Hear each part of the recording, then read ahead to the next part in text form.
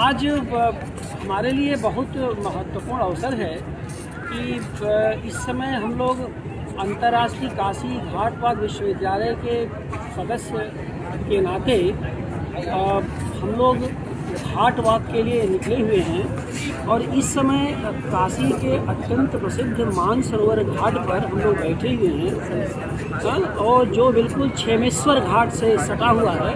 मुख्यतः ये क्षेमेश्वर घाट है कहिए। और इस क्षेमेश्वर घाट पर हमारे बगल में बाईं तरफ धनावती देवी जी बैठी हुई हैं, जो इस घाट की एक तरह की मुखिया हैं। और सामने माँ अन्नपूर्णा का एक जो तस्वीर कटआउट लगा हुआ है, बगल में इनका घर है, पीछे प्रवाहित होती हुई माँ गंगा को आप देख सकते हैं। ये सब स्थितियाँ हैं। मेरे बगल में डॉक्टर विंध्याचल यादव बैठे हुए हैं, उसके बगल में डॉक्टर अमरजीत आराम बैठे हुए हैं, इनके बगल में डॉक्टर अमृत सूर्यधर बैठे हैं। ये सब के सब लोग अपने अपने पेशे से शिक्षक हैं, लेकिन अंतर्राष्ट्रीय काशी घाट विश्वविद्यालय के सम्मानित सदस्य भी हैं। आज हम लोग अपने संस्थापक घाटवाद के संस्थापक प्रोफेसर विजयनाथ मिश्र को मिस कर रहे हैं, क्योंकि वो बाहर हैं। इस वजह से हमारे साथ यहाँ पर नहीं है, लेकिन मैं उनको संबोधित कर रहा हूँ, उनका स्मरण कर रहा हूँ और इस विश्वास के साथ कि वह सोशल मीडिया के माध्यम से हम लोगों की बात सुन रहे होंगे।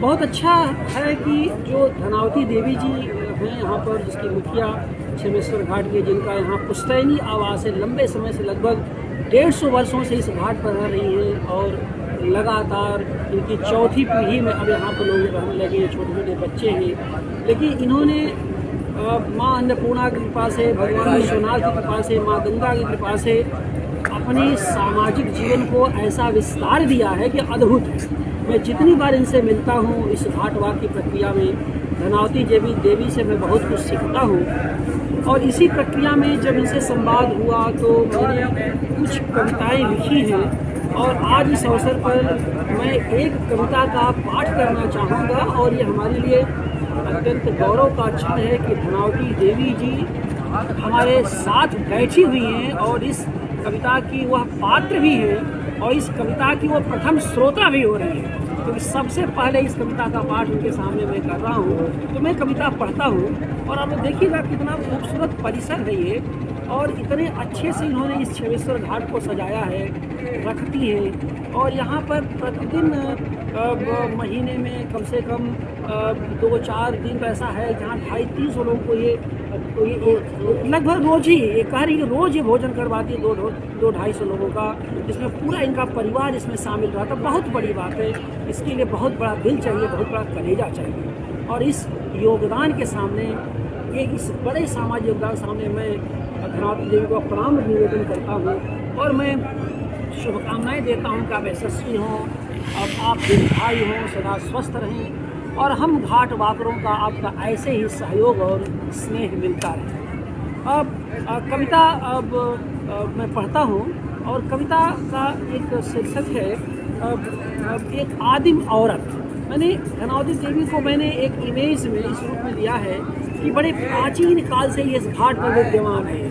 कई पीढ़ियां नहीं, कई जन्मों से इसी घाट पर यह अवतार लेती रही हैं। इस रूप में मैंने इनको देखा इस कविता में। घाट पर बैठी हुई वह अपने परिवार की एक ठाठ है। घाट पर बैठी हुई धनावती देवी अपने परिवार की एक ठाठ है। गंगा जिनकी बाट रोज ही जो होती है, गंगा जिनकी बाट रोज ही जो होती है।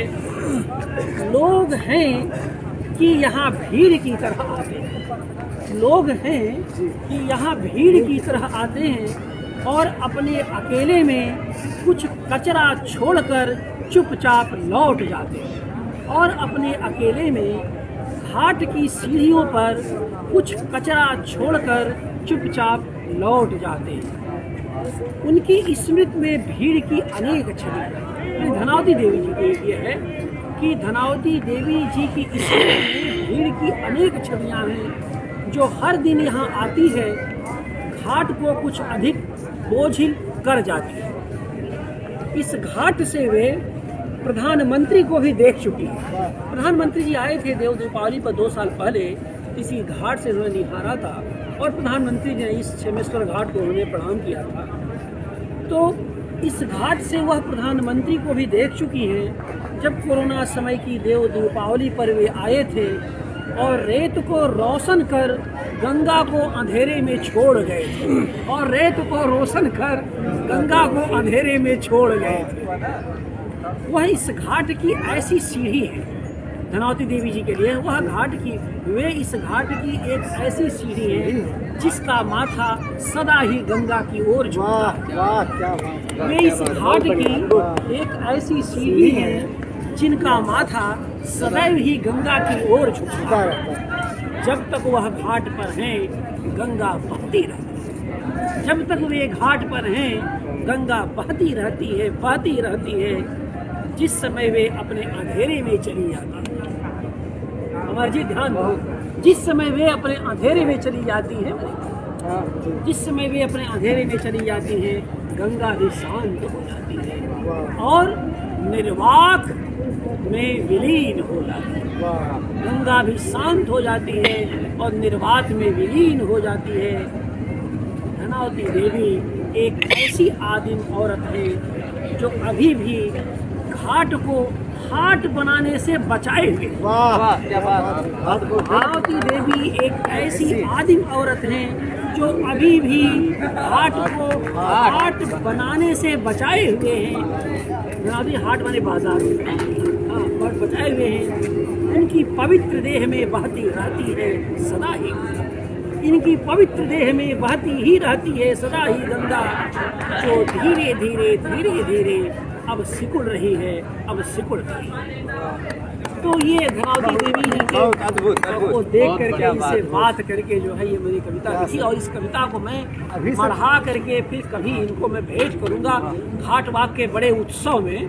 तो आज के दिन तो मैं आपके सामने इस कविता पाठ को प्रस्तुत किया, और मैं एक बार पुनः धनावती देवी को यशस्वी होने की कामना करता हूँ और ऐसे ही उन्मुक्त भाव से इस गंगा को निहारते रहें और यथा योग्य अपनी सामाजिक सेवाओं से जनता का भला करें।